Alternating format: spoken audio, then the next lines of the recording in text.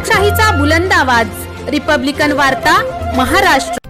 भारतीय संविधान दिन पीपल्स रिपब्लिकन पार्टीच्या वतीने जेल रोड येथे साजरा करण्यात आला। यावेळी पीपल्स रिपब्लिकन पार्टीचे राष्ट्रीय नेते प्राध्यापक जोगेंद्रजी कबाडे, राष्ट्रीय कार्याध्यक्ष जयदीप कबाडे, प्रदेशाध्यक्ष गणेश उन्हवणे यांच्या नेतृत्वाखाली जेल रोड या ठिकाणी संविधान दिन साजरा करण्यात आला आहे। यावेळी पक्षाचे प्रदेशाध्यक्ष गणेश उन्हवणे व जिल्हा अध्यक्ष ॲडव्होकेट शशिकांत उन्हवणे यांच्या हस्ते डॉक्टर बाबासाहेब आंबेडकर आणि संविधान प्रतिमेचे पूजन करण्यात आले। यावेळी गणेश उन्हवणे यांनी संविधानाचे महत्त्व पटवून सांगितले। संविधान हे देशाच्या आत्मा असून या संविधानाला कोणीही बदलू शकत नाही, असे यावेळी उद्गार त्यांनी काढले।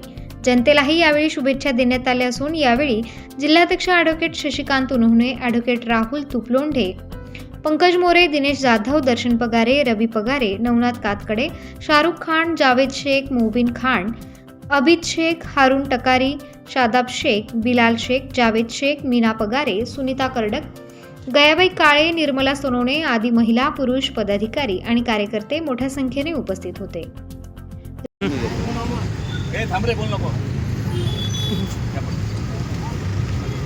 आज 26 तारीख डॉक्टर बाबासाहेब आंबेडकरांनी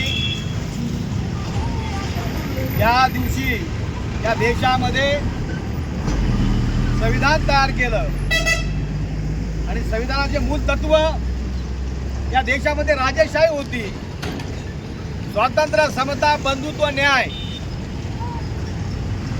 या तत्वावरती संविधान लिहिलेले गेलेलं आहे।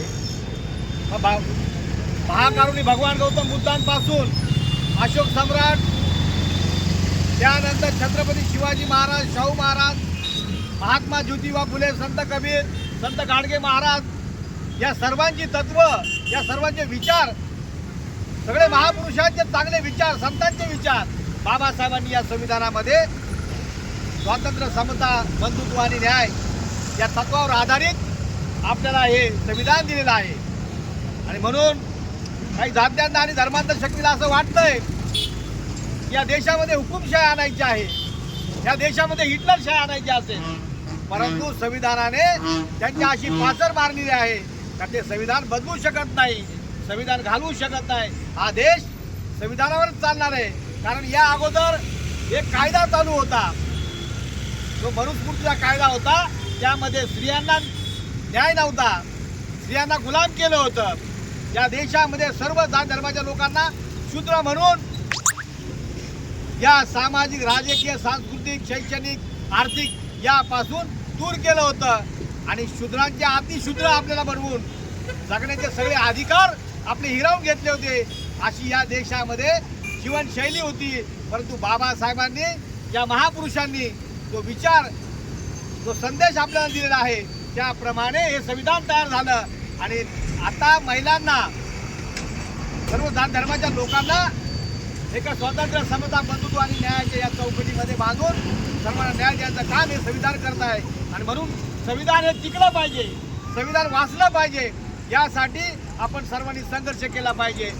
यापुढेही आपण संविधानाच्या बाबतीत प्रचार आणि प्रसार लोकांमध्ये केला पाहिजे। संविधान हा म्हणून आपल्याला मतदानाचा अधिकार आहे, कारण या अगोदर कधी मतदान नव्हतं, देशाला स्वातंत्र्याच्या अगोदर मतदान करण्याचा अधिकार नव्हता, राजा म्हणे ते होत होतं। आणि म्हणून संविधानामुळे जो आमच्या फाटक्या तुटक्या माणसाला जो अधिकार आहे, तो अंबानी, अडाणी, टाटा, बिर्लाला तेवढाच एकमताचा अधिकार हा संविधानाने आपल्याला दिलेला अधिकार आहे।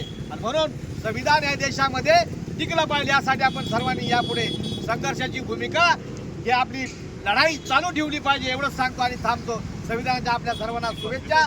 पीपल्स रिपब्लिकन पार्टीच्या माध्यमातून प्राध्यापक शिवराज कबाडे सर, जयदीप भाई, इथे जमलेले सर्व आमचे प्रमुख नेते, या सर्वांच्या वतीनं नागरिकांना लाख लाख या संविधानाची शुभेच्छा देतो आणि थांबतो।